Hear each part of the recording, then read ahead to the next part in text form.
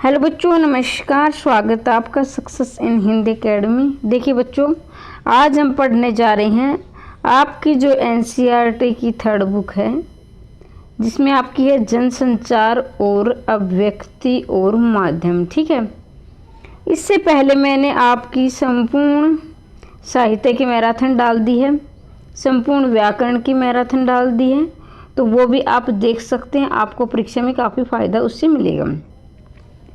अब मैंने व्याकरण की जो 2 वीडियो डाली है, जिसमें आपके एमसीक्यू क्वेश्चन है, यानी वस्तुनिष्ठ प्रश्न हैं, और उन प्रश्नों के माध्यम से मैंने कोशिश की है कि संपूर्ण व्याकरण के टॉपिक कवर हो गए, यानी जो उपविषय दिए गए हैं आपके, जो भी उन विकल्पों, उन प्रश्नों के माध्यम से मैंने पूरी व्याकरण को कवर करने की कोशिश की है। तो वह आप अवश्य देखें, आपको परीक्षा में काफ़ी फ़ायदा मिलेगा। जिनको लग रहा है कि उनकी तैयारी कम है, तो उनके लिए ये वीडियो रामबाण साबित होगी, क्योंकि कम समय में ज़्यादा तैयारी उनसे हो सकती है, तो वहाँ आप कर सकते हैं। अब मैं यहाँ शुरुआत करती हूँ। अगर आप पहली बार चैनल पर आए तो चैनल को सब्सक्राइब कर लें, लाइक और शेयर कर दें। तो यहाँ देखिए, पहला प्रश्न है आपके सामने। प्राचीन काल में आम आदमी घर बैठे मनोरंजन के लिए किसका सहारा लेता था? प्रश्न आसान है, लेकिन आसान समझते हुए भी हम कई बार परीक्षा में गलत कर देते हैं, क्योंकि हमने उनको पहले कभी पढ़ा ही नहीं है। कहानियों के, रेडियो के, टेलीविज़न का और आपसी गपशप का। तो देखो, तो मनोरंजन, अब जिन बच्चों ने नहीं पढ़ा है, हालांकि मैं इसका प्रश्न का उत्तर बताकर आगे बढ़ सकती हूँ, लेकिन मैं यहाँ एक मिनट यानी कुछ सेकंड के लिए, मिनट तो नहीं, कुछ सेकंड के लिए रुकना चाहूँगी। क्योंकि देखो, जिन बच्चों ने नहीं पढ़ा तो वो कहानियाँ बताए, क्योंकि हम जब बचपन में थे तो हमारी दादी, नानी या मेरे दादा, जो ये तो कहानी तो नानी के लिए ज़्यादा प्रचलित है, जैसे हमने किताबों में पढ़ा ना। तो ये मैं ये मानती हूँ कि हमें ज़रूरी नहीं कि हमें नानी कहानी सुनाए, क्योंकि हम उस समय नानी के ज़्यादा करीब रहते थे, इसलिए उसमें प्रचलित होगा। हमारे कोई भी बुजुर्ग सुना, जैसे दादा के पास खेल रहे, दादा सुना दे, दादी सुना दे, तो इस तरह से। लेकिन जिसने बच्चे ने पढ़ा वो कहानियाँ करेगा। लेकिन बच्चों, ये देखो, अब गपशप में तो ज़रूरी नहीं कि सबको गपशप में भी आनंद आएगा, टेलीविज़न कहानी का भी नहीं, लेकिन रेडियो के माध्यम से, यहाँ हम जनसंचार पढ़ रहे हैं, जनसंचार, अभिव्यक्ति और माध्यम। ठीक है, तो हमारे जो है विषय का नाम ही जनसंचार है, तो कोई गपशप, कोई जनसंचार नहीं हो रहा। कहानी के जो कोई जनसंचार भी वहीं बैठे पढ़ रहे हैं, ये थोड़ी ना हम एक स्थान से दूसरे स्थान पहुँचा रहे हैं। तो इसका टॉपिक यही रहेगा, इसका उत्तर यही रहेगा कि रेडियो के माध्यम से हम घर बैठे मनोरंजन करते थे। तो जनसंचार को आपके दिमाग में रखना है, कहीं आप कहानियाँ लगा दो। एफएम चैनल का संबंध किसके साथ है? टेलीफोन के साथ, दूरदर्शन के साथ, रेडियो के साथ, इंटरनेट के साथ। तो बच्चों, एफएम चैनल का संबंध रेडियो से है। देखो भाई, हम छोटे होते थे, हमने भी रेडियो को देखा, जब हम बहुत यानी प्राइमरी में पढ़ते थे, जब रेडियो बहुत प्रचलन में था। हमारे जो बुजुर्ग थे रेडियो के माध्यम से न्यूज़ सुनते थे। आजकल तो रेडियो बिल्कुल ख़त्म ही हो गया है। तो एफएम चैनल के संबंध किसके साथ? रेडियो के साथ।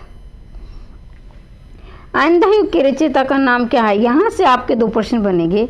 इसके साथ ही आपका साहित्य का प्रश्न भी तैयार हो रहा है, और इसका जनसंचार का भी हो रहा है। तो यहाँ देखिए, मोहन राकेश, नरेश मेहता है, धर्मवीर भारती, प्रभाकर माचवी है। तो बच्चों, ये धर्मवीर भारती है। और ये देखो, यहाँ देखिए, इसमें आपको क्या देखना है, इसके अंधा युग के रचयिता का नाम धर्मवीर भारती, इतना। लेकिन इतने से काम हम नहीं चलाएंगे। अगर आपसे ये पूछ लिया जाए कि निबंध है, नाटक है, उपन्यास है, किसकी विधा है, तो ये बच्चों क्या है? नाटक है, नाटक। इसलिए रेडियो पर अंधा युग का नाटक आया है, इसलिए यहाँ इसे लिया गया है। इस बात को विशेषकर ध्यान रखेंगे आप। ये आ गया, अंधा युग की किस विधा की रचना है? गीति नाट्य, उपन्यास है, कहानी है, निबंध है। तो ये गीति नाट्य है, गीति नाट्य।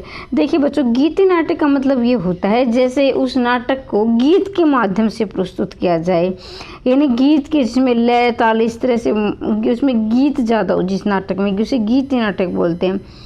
आषाढ़ का एक दिन रचयिता का नाम क्या है? धर्मवीर भारती, लक्ष्मी नारायण, मोहन राकेश, महेंद्रनाथ। तो बच्चों, इसका आपका उत्तर आएगा मोहन राकेश, आषाढ़ का एक दिन। और ये किस विधा की, आगे प्रश्न दिया गया, आषाढ़ का एक दिन किस विधा की रचना है? तो बच्चों, ये नाटक है। क्या है? नाटक। ठीक है, आगे बढ़ते हैं। रेडियो नाटक का इतिहास किससे आरंभ होता है? कहानी से होता है, नाटक से होता है, एकांकी से होता है, रेडियो से होता है। तो बच्चों इसका उत्तर आपका रहेगा एकांकी। एकांकी का मतलब ये कि मान लीजिए कि किसी यानी एक घटना पर आधारित होगा वो, ये नहीं कि जैसे किसी मान लीजिए कि नायक है या नायिका है, मान लीजिए कोई किसान है, मान लीजिए किसान की एक यानी कि उसको ज़मींदार किस तरह से उसकी ज़मीन लूट लेता है, तो उस पक्ष को दिखाया जाएगा। भाई वो खेती कर रहा है, फिर खेती करके जो उसने फिर क्या हुआ कि उसने ये अपने पशुओं के लिए, चारे के लिए, या फिर उन्हें उनकी बिजाई के लिए, खाद के लिए ऋण ले लिया। फिर क्या है, ऋण लेते लेते और ज़मींदार ने उसको ऋण चढ़ाते चढ़ाते क्या हुआ कि उसकी खेत की नीलामी हो गई। तो इस तरह से किसी एक पक्ष को दिखाया जाएगा एकांकी में, ठीक है। तो इस बात का विशेष आप ध्यान रखेंगे।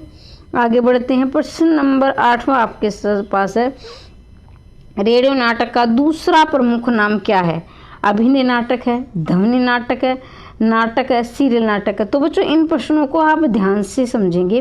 मेरा उद्देश्य सिर्फ आपको उत्तर बताना ही नहीं होता, क्योंकि मैं प्रश्न, कई बच्चे बोलते मैम ये उस बुक से लिया उस। देखो बच्चों, कोई भी जो पढ़ाने वाला है अपने घर से तो प्रश्न बनाता नहीं, आपको पता है। तो कहीं ना कहीं तो उठाने ही पड़ते हैं कहीं ना।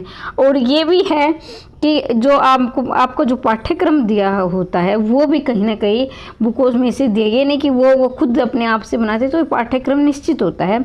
तो ये बच्चों वाली बात आप मत किया करो, मैम आपने ये वहाँ से उठाया। तो बुक तो अब कोई लिख रहा है, वो तो मान ली कहानी तो वो अपना एक हो जाता है, लेकिन जो पाठ्यक्रम आधारित तो एक दूसरा लिखने वाला भी एक दूसरे की सहायता लेता है। आपकी जानकारी के लिए मैं आपको बता दूँ। तो रेडियो नाटक का दूसरा प्रमुख नाम है अभिनय नाटक है, ध्वनि नाटक है, सीरियल नाटक है। तो सीरियल नाटक तो आपका कट जाएगा, क्योंकि सीरियल नाटक इसलिए नहीं आएगा। सीरियल में आपने दूरदर्शन पर देखा वो लंबे लंबे सीरियल चलते हैं, और मैं नहीं चाहती किसी को उसकी आदत पड़े। वो बहुत मतलब कि ये इंसान को अपने उद्देश्य से भटका देता है एक तरह से देखा जाए तो सीरियल नाटक। फिर क्या है, नाटक है।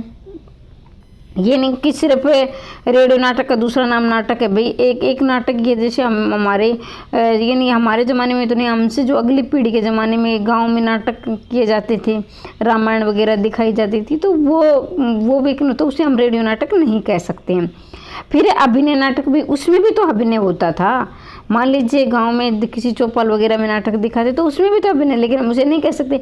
तो इसका उत्तर आएगा ध्वनि नाटक। मतलब उसकी एक प्रमुख विशेषता ये है रेडियो नाटक की, उसमें ध्वनि के माध्यम से, क्योंकि इसमें चलचित्र तो दिखेंगे नहीं, आपको जो चित्र है वो नहीं दिखेंगे, उसको हम सुनकर ही अपना मनोरंजन करते हैं।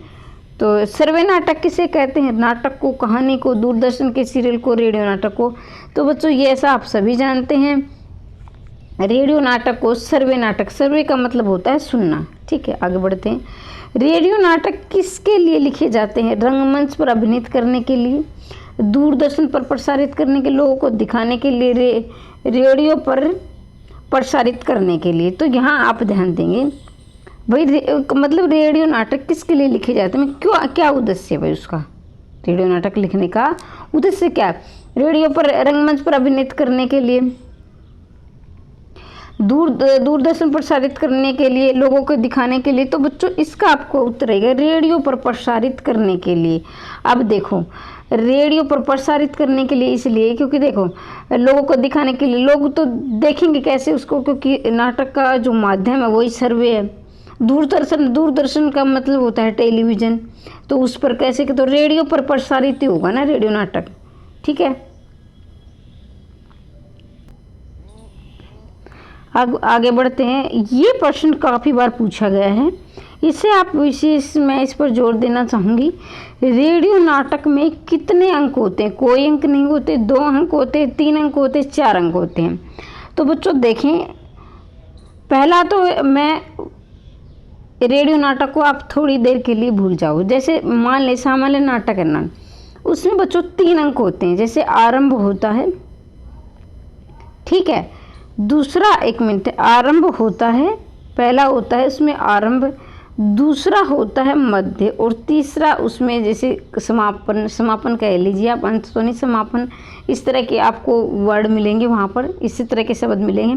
तो 3 अंक होते हैं सामान्य नाटक में। 3 कितने अंक होते हैं? 3, जिसमें आरंभ में क्या हुआ कि नायक नायिका को बड़ा खुश दिखाया जाएगा और बदले मतलब आसान जिंदगी होगी। मध्य में इतना द्वंद्व होगा कि आगे आपके, अगर आप देख रहे हैं आपके अंदर उत्सुकता होगी भाई इसका अंत क्या होगा, क्या होगा, मतलब बड़ी उत्सुकता, उसमें एक तरह से आक्रोश, इस तरह का एक द्वंद्व दिखाया जाएगा। मतलब जिंदगी इतनी कठिनाई से भरी होगी, और जो आपका अंत होगा वो सुखद होगा। ये नहीं कि जो है जो सच्चाई के मार्ग पर या नायक को एक महान दिखाया जाएगा, ठीक है, और बुराई, जितनी बुराइयां हैं उनका अंत दिखाया जाएगा, ठीक है। लेकिन बच्चों रेडियो नाटक में क्या है, कोई अंक नहीं होते। इसमें सामान्य नाटक में 3 अंक होते, लेकिन रेडियो नाटक में कोई अंक नहीं होते। क्यों नहीं होते, इसका भी मैं कारण आपको बताऊंगी। रेडियो नाटक में एक ही, मतलब देखा जाए तो एक ही भाग होता है। मैंने अभी थोड़ी देर पहले आपको बताया था कि एक घटना पर आधारित होता है, क्योंकि रेडियो को हम सिर्फ सुनेंगे और हमने उसको इतना लंबा चौड़ा खींच दिया, तो उसमें क्या है कि जो सुनने वाला है, जो श्रोता है, जो मनोरंजन करने वाला है, वो बोर हो जाएगा, ठीक है, तो उसमें उत्सुकता नहीं रहेगी। तो इसलिए रेडियो नाटक में कोई अंक नहीं दिखाया जाता है। जैसे कि वैसे नाटक में पर्दा गिर गया ऐसे आता है, फिर दूसरा भाग आता है, तो रेडियो नाटक में उनको प्रस्तुत करना मुश्किल होता है, उन घटनाओं को बार में, तो एक ही घटना पर आधारित होता है। इसको आप ऐसे याद रख सकते हैं।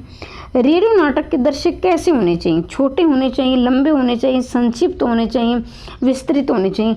तो देखो भाई, विस्तृत तो नहीं होने चाहिए। विस्तृत का मतलब लंबा चौड़ा, कि अब लंबी चौड़ी लाइनें बोल दी, जो सुनने वाला उसको समझ में नहीं आया क्या कह रहा है क्या नहीं। संक्षिप्त यानी इतने छोटे बोल दिए जिसका अर्थ ही स्पष्ट ना हो, इतने लंबे बोल दिए तो वो भी अब छोटे होने चाहिए। लेकिन यहाँ एक पर्सन, आपको एक बात और कहना चाहूँगी, छोटे और प्रभावशाली भी आपके ऑप्शन में है, क्योंकि मैंने इसको पढ़ा है। छोटे और प्रभावशाली होने चाहिए, यानी कि इतने छोटे भी नहीं होने चाहिए कि कहने का अभिप्राय समझ में ना आए, तो छोटे भी होने चाहिए। इसके साथ ही प्रभाव, यानी प्रभाव छोड़ने वाले, उसको मतलब एक रुचि पैदा करने वाले होने चाहिए, समझ में आने वाले चाहिए, ठीक है। तो याद रखेंगे आप, छोटे और प्रभावशाली होने चाहिए। रेडियो नाटक की अवधि कितनी होनी चाहिए? मतलब जो रेडियो नाटक का समय, अवधि का मतलब होता है समय। तो यहाँ मैं आपको 1 मिनट और लेना चाहूँगी। देखो बच्चों, एक होती है ये अवधि, ये कई बार शुद्ध में, तो ये बड़ी है, ये भाषा है, याद रखेंगे, और छोटी है, ये छोटे से समय। अब देखो, समय तो 1 सेकंड का, 1 सेकंड से भी कम, हम जिसको 1 पल का बोलते हैं, 1 पल, 1 सेकंड, 1 मिनट, इसको हम छोटे से छोटे समय में बांट सकते हैं। लेकिन बच्चों, भाषा क्या होती है, इसे आप याद रखें, भाषा बड़ी होती है तो इसलिए बड़ी की मात्रा आएगी। समय छोटा होता है तो इसलिए छोटे की मात्रा आती आएगी। अब कमेंट करें कुछ बच्चे, नहीं मैम समय बड़ा होता है और भाषा छोटी होती है। देखो बच्चों, समय को बिल्कुल छोटे में बांट सकते हैं। मतलब 1 सेकंड से जो आधी सेकंड हो, जिसको हम पल बोलते हैं, जिसमें हमारी पलकें झपकते हैं, इतने, तो वो। लेकिन भाषा क्या होती है, भाषा को वर्ण हो सकते हैं, लेकिन हम उसे, मतलब वो प्रभावशाली, उसको हम समझ नहीं सकते, लेकिन समझेंगे कि एक शब्द के माध्यम से। तो एक शब्द को बोलने में 1 पल से ज़्यादा समय लगता है, ठीक है। तो रेडियो नाटक की अवधि कितनी होती है? 5 से 10 मिनट, 10 से 20 मिनट, 30 से 40 मिनट, 20 से 30 मिनट। तो बच्चों यहाँ आपका उत्तर आएगा 30 से 40 मिनट, ठीक है। तो यहाँ आप ध्यान देंगे, 30 से 40 मिनट मतलब कि नाटक बन सकता है। वैसे तो घंटों का बन सकता है, लेकिन जो प्रभावशाली होता है, जो एक सीमित समय का, वो 30 से 40 मिनट। लेकिन मैं यहाँ एक बात और थोड़ी देर रुकना चाहूँगी। एक बार प्रश्न ऐसे आया था कि 30 से 40 मिनट ऑप्शन में नहीं दिया था, तो आप 30, उसमें 1 घंटा दिया था, 15 से 20 मिनट दिया था, ठीक है, यानी 1 घंटा लगभग दिया था, मान लीजिए। तो आप ध्यान रखेंगे, अगर आपको 1 घंटा दिया हो, ये ऑप्शन में नहीं हो 30 से 40 मिनट, तो फिर आप 15 से 20 मिनट के ऑप्शन में जाओगे। ये वैसे मैं बता रही हूँ, अगर वैसे आपकी मर्जी है जो मानो, क्योंकि आप कई बार ऐसे स्टूडेंट होते हैं जो मानते नहीं है, ठीक है, वो आपकी मर्जी है। लेकिन मैं बता रही हूँ कि उसमें जो मैंने पढ़ा है कि एक घंटा से ज़्यादा दिया था, उसमें तो आप 1 घंटा से ज़्यादा है तो वो नहीं करना है। अगर आपको 15 से 20 मिनट दिया है और ये ऑप्शन में नहीं है तो आप इस पर जाओगे, ठीक है, वैसे आपकी मर्जी है। क्या मानना चाहते हो। रेडियो नाटक किस प्रकार का माध्यम है, दृश्य माध्यम है, दृश्य और श्रव्य माध्यम है, श्रव्य माध्यम है। तो ये तो बिल्कुल आसान आप सभी कर दोगे, श्रव्य माध्यम है क्योंकि उसमें चित्र नहीं दिखते हैं। रेडियो नाटक में किसका विशेष उद्देश्य होता है, महत्व होता है। बोलोगे नहीं मैम उद्देश्य नहीं महत्व, तो महत्व उद्देश्य एक ही बात है, अभिनय, संवाद, भाषा, ध्वनि। तो बच्चों ये भी आपका उत्तर आएगा, ध्वनि का महत्व होता है क्योंकि अगर जो ध्वनि नहीं होगी तो फिर नाटक ध्वनि के माध्यम तो हम उसे समझते हैं, अगर ध्वनि नहीं होगी तो फिर हम उसे कैसे समझेंगे। तो रेडियो नाटक में विशेष महत्व जो होता है वो ध्वनि का होता है। रेडियो नाटक किससे मिलती जुलती विधा है, उपन्यास कहानी से, सिनेमा और रंगमंच से, कहानी और एकांकी से, उपन्यास और रंगमंच से। तो बच्चों आपका उत्तर आएगा सिनेमा और रंगमंच से। अब देखो थोड़ी देर पहले मैंने आपको बताया था कि एकांकी, तो आप कुछ बच्चों के मन में पक्का सवाल होगा कि मैम आपने उस समय तो एकांकी बताया था कि हाँ आपने सिनेमा और रंगमंच बता दिया। तो बच्चों सिनेमा और रंगमंच क्या है, उसमें हम प्रस्तुत करते हैं, यानी रंगमंच के माध्यम से हम दिखाते हैं, लेकिन कोई ना कोई एकांकी, कोई ना कोई कहानी तो उसमें होगी ना भाई। उसमें जैसे किसी किसान के, मैं थोड़ी देर पहले बताया था, किसान की या गरीबी है उसकी दुर्दशा है, या फिर किसी जैसे मान लीजिए कि सिपाही की है उसका संघर्ष है, देश के प्रति देशभक्ति है। तो इसी तरह कोई ना कोई तो हमें कहानी लिखी होगी तभी तो रंगमंच दिया जाएगा। अब कोई आपके मन में कोई सवाल ही नहीं होगा, कोई कहानी, कोई एकांकी नहीं होगी, कोई घटना ही नहीं होगी, तो आपको रंगमंच में आप प्रस्तुत क्या करोगे। तो देखो रेडियो नाटक किससे मिलती जुलती विधा है, सिनेमा और रंगमंच से, वहाँ आपका एकांकी आएगा। ठीक है। रेडियो नाटक कथानक कितनी घटनाओं पर आधारित होता है, एक घटना पर, दो घटना, तीन घटना पर, चार घटनाओं पर। तो बच्चों एक घटना, मैंने थोड़ी देर पहले बता चुकी कि रेडियो नाटक एक घटना पर आधारित होता है। और रेडियो नाटक में हम एक को दिखाते क्योंकि जो श्रोता है वो बोर हो जाएगा और वो पिछला भूलता चला जाएगा, तो इसलिए एक घटना। वैसे हम दूरदर्शन पर कितना ही लंबा चौड़ा खींच सकते हैं, जैसे आपके सीरियल वगैरह आते रहते हैं। रेडियो नाटक में पात्रों की संख्या कितनी होनी चाहिए, बहुत अधिक, 7 से 8, 10 से 15, बहुत कम। तो बच्चों इसका आएगा बहुत कम। ठीक है। और एक बार क्या दिया था तो कि जैसे कि आपके बात था कि 30 से 40 मिनट के नाटक में तो 7-8 हो सकते हैं। अगर आपसे ये पूछ ले 30 से 40 मिनट में कितने हो सकते हैं, तो 7-8 से ज़्यादा भी हो सकते हैं। 1 घंटा के जो नाटक में कितने हो, तो 10 से 15 भी हो सकते हैं। तो वो हो सकता है कि आपको वहाँ समय अवधि भी दिया जाए। अगर आपको सिंपल प्रश्न आता है कि रेडियो नाटक की संख्या, पात्रों की संख्या, पात्र जो तो होते हैं जो जिसको आप अभिनेता बोलते हो, जो अभिनीत करता है, तो उसमें बहुत कम होते हैं। तो इस प्रकार से यहाँ आपके जो प्रश्न कैसे बनता है रेडियो नाटक के प्रश्न उत्तर खत्म होते, कैसे बनता है रेडियो नाटक। अब हमारा अगला विषय आ गया अप्रत्याशित विषय। तो अप्रत्याशित जो अगला हमारा दूसरा पाठ आ गया है ये। तो देखो अप्रत्याशित विषय का क्या अर्थ है। अप्रत्याशित प्राचीन सामान्य विषय, सामान्य विषयों से हटकर नवीन विषय, आधुनिक विषयों से संबंधित और गंभीर विषयों से संबंधित। तो आप यहाँ थोड़ी देर समझेंगे। अप्रत्याशित, ए का मतलब होता है अगर किसी भी शब्द के आगे बच्चों उपसर्ग लग जाता है, किसी भी शब्द के आगे नहीं, पहले कहेंगे आगे तो नहीं, पूर्व, आप पूर्व करेंगे, पूर्व या प्रारंभ में उपसर्ग लग जाता है तो वो नहीं में, यानी नकारात्मक में चला जाता है, नहीं में चला जाता है। तो प्रत्याशित वो होता है जिसके बारे में हमें पहले से जानकारी होती है, प्रत्याशित। और अप्रत्याशित जिसे में पहले से जानकारी हमें नहीं होती है। तो यहाँ आप देखेंगे प्राचीन सामान्य नवीन, तो इसका उत्तर आएगा सामान्य विषयों से हटकर नवीन विषय, यानी जो सामान्य विषय होते हैं उनसे हटकर आपको नवीन विषय दिया जाता है। अप्रत्याशित विषय का ये अर्थ होता है। प्राय विद्यार्थी दूसरों के निबंध को पढ़कर क्या करते हैं, जो का तो प्रस्तुत करते हैं, मौलिक निबंध लिखते हैं, परिवर्तन रूप में लिखते हैं, निबंध लेखन की ओर ध्यान नहीं देते। तो बच्चों जो का तो ये सभी आप, जैसे कि आप देखो जब आप छोटे थे प्राइमरी स्तर पर, प्राइमरी क्या आप 8th क्लास तक ही लगा लीजिए, तो आपको क्या एक लेसन दिया जाता था कि ये आपको याद करके लाना है। तो हम क्या करते थे, हमें ऐसा करते थे कि उसको बिल्कुल यूं का यूं रट के यूं का यूं लिख देते थे। ठीक है। तो बचपन की आपको बातें याद यूं का यूं लिख देते। तो बच्चे यही करते हैं, विद्यार्थी यही करते हैं कि जैसे आपको एक निबंध दिया जाए तो आप क्या करोगे, या तो किसी बुक का सहारा लोगे या फिर उनको बिल्कुल ऐसे ये रट के और यूं का यूं लिख दोगे। तो ये तो आपको समझाने वाली बात नहीं है, ये आप सभी जानते हो और आपने ये काम किया भी है। ठीक है, निबंध किस पर लिखा जाता है, घटना पर, कहानी पर, विचार या भाव पर, प्रसंग पर। तो बच्चों निबंध लिखा जाता है विचार या भाव पर।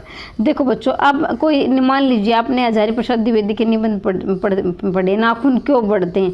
अब आपके मन में कोई विचार है या भाव है तभी तो आप उसे लिखोगे, मतलब कोई विचार या भाव अंदर से आना चाहिए तभी आप निबंध लिख पाओगे।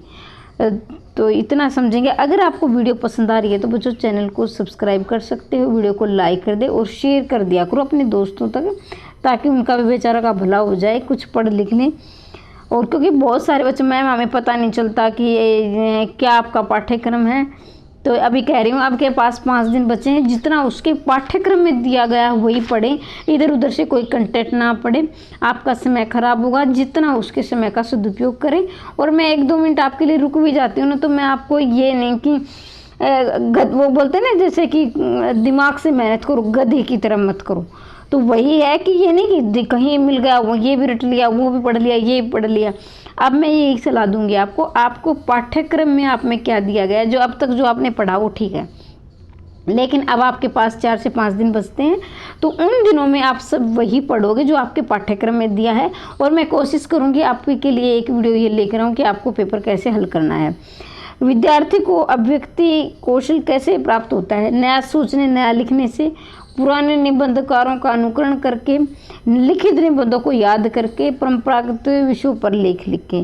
अब देखो, अभिव्यक्ति का मतलब होता है जैसे कि विचारों का, अपने विचारों को प्रकट करना। ठीक है, अब देखो हम जब स्कूल में पढ़ते थे तो हमें क्या है कि जैसे 15 अगस्त है, 26 जनवरी, जो भी आपका उत्सव होता है, तो उसमें हमें स्टेज पर बुलाया जाता था और वहाँ हमें बोलना होता था। तो हम क्या करते थे, जब भले ही हम रट कर जाए, उसमें 1-2 लाइन सभी हम अपनी तरफ से बोल देते थे। तो वो क्या है, हम अपने विचारों को अभिव्यक्त करते हैं। तो विद्यार्थी को अभिव्यक्ति कौशल का मतलब विद्यार्थी का अभिव्यक्ति कौशल बढ़ाना है, उसमें एक गुण पैदा करना है, तो हमें क्या करना होगा, तो नया सोचने और नया लिखने, यानी नया सोचेगा, नया लिखेगा, तभी तो वो अपने आप को अभिव्यक्त कर पाएगा। अप्रत्याशित विषयों पर लिखने से पहले विद्यार्थी को क्या करना चाहिए, विषय के बारे में सोचना चाहिए, बिना सोच विचार के लिखना, शिक्षक की सहायता लेना, माता पिता की सहायता लेना। तो यहाँ आप देखोगे अप्रत्याशित, मैं अभी थोड़ी देर पहले अपने को बताया कि अप्रत्याशित का मतलब होता है कि जिसके बारे में आपको पहले से जानकारी नहीं होती है। जैसे मान लीजिए, अब मैंने आपको, जैसे हम बचपन बोलते थे इंदिरा गांधी के पर ये अपने विचार लिखना, ये लिखना, तो आपको उसमें पहले पता होता था, तो आप कहीं ना कहीं लिख ले, वो मतलब कि सहारा लेते थे। कोई भी निबंध दे दिया जाता था, कोई उपन्यास दिया, कोई भी जो भी आपकी कोई पोएम, कुछ भी लगा लीजिए, आपको पहले से बता दिया जाता है। लेकिन अप्रत्याशित का मतलब होता है कि आपको पहले से जानकारी उसमें नहीं होती है।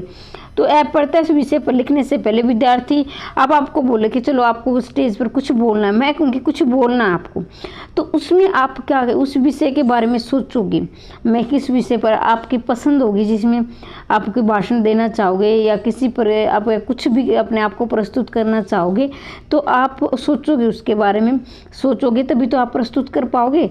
तो यही बात है, इसका उत्तर रहेगा ऑप्शन नंबर ए।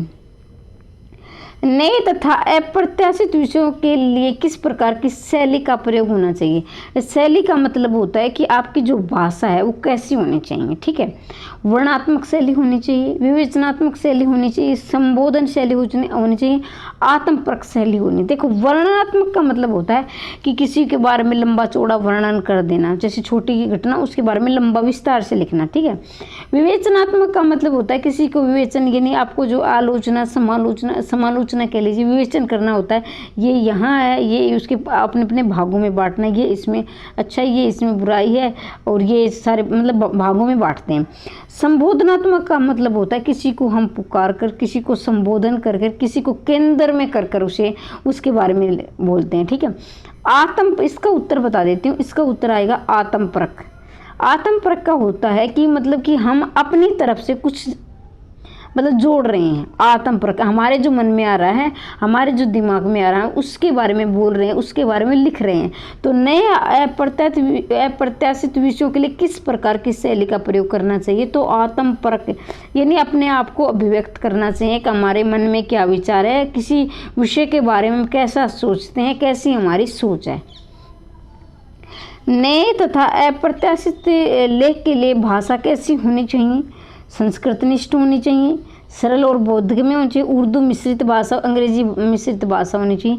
तो ये सब आप सभी जानते हैं, सरल और बोधगम्य होनी चाहिए, यानी कि जो कोई न कोई उद्देश्य देने वाली होनी चाहिए। बोधगम्य का मतलब होता है कि कोई न कोई एक प्रेरणा दे, एक सोच अच्छी हो, सरल हो, और ऐसा नहीं कि सरल भाषा में आपने मतलब किसी की ऐसी निंदा कर दी तो ये नहीं चलेगा।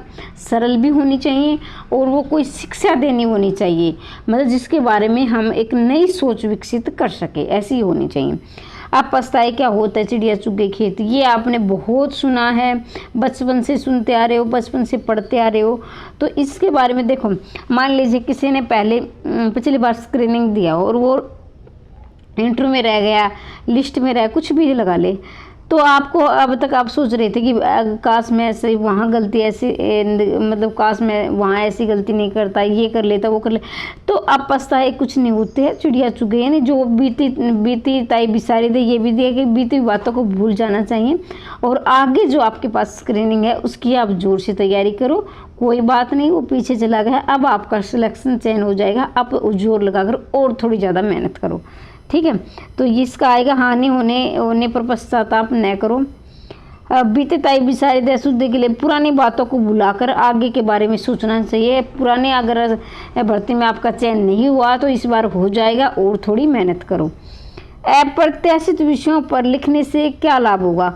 पुराने विचारों का ज्ञान होगा, नए विचारों का ज्ञान होगा, नए विषयों के बारे में पता चलेगा। अभिव्यक्ति कौशल हो तो बच्चों ये होगा कि अप्रत्याशित यानी आप कुछ नए विषय पर लिख रहे हो, नए विषय में सोच रहे हो, तो आपकी अभिव्यक्ति कौशल में उन्नति होगी, यानी बढ़ोतरी होगी, ज्ञान होगा, ठीक है। रटन से क्या अर्थ है? रट्टा, बचपन में थी रट्टा मारते थे, बिल्कुल जो टीचर लिखवा देता तो एक शब्द नहीं इधर उधर करते थे, बिल्कुल रट लेते थे। रट्टा लगा कर याद करना, सोच समझ कर पढ़ना, शिक्षक से प्रेरणा लेना, माता पिता से पूछ कर लिखना, तो रट्टा लगा कर याद करना, ठीक है। तो रटंत का अर्थ रट्टा लगा कर, ये आप सभी जानते हैं, इसमें कोई बताने वाली बात नहीं है। रटंत प्रवृत्ति कैसी है? घातक है, लाभकारी, सहायक है, मौलिक है।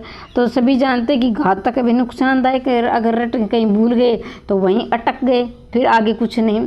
तो बच्चों यहाँ मैंने आपको 2 लेसन करवाने की कोशिश की है और मेरे ख्याल से ये इसमें से प्रश्न यहाँ से प्रश्न बनेंगे, तो ये महत्वपूर्ण प्रश्न है।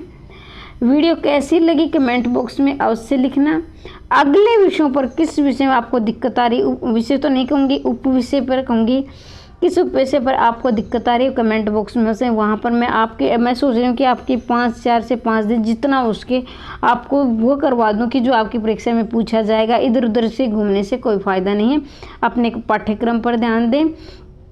और इसके साथ ही ये नहीं कि आपको परिवेश से करें, ये ऐसा मत करना, जो भी पाठ्यक्रम में दिया बस उसको कंप्लीट कर लो और इधर उधर मत पढ़ो। आपका जो विषय है उस पर ज़्यादा ध्यान दो, क्योंकि आपका विषय 80 नंबर का आ रहा है, बाकी 20 नंबर का अगर आपके पास बोर हो गए 5-10 मिनट उसको पढ़ सकते हो, लेकिन आपको ज़्यादा से ज़्यादा अपने विषय को समय देना है। इसके साथ ही मैं चाहती हूँ पढ़ते रहिए, आगे बढ़ते रहिए, दिन दोगुनी रात चौगुनी उन्नति करते रहिए। जय हिंद, जय भारत।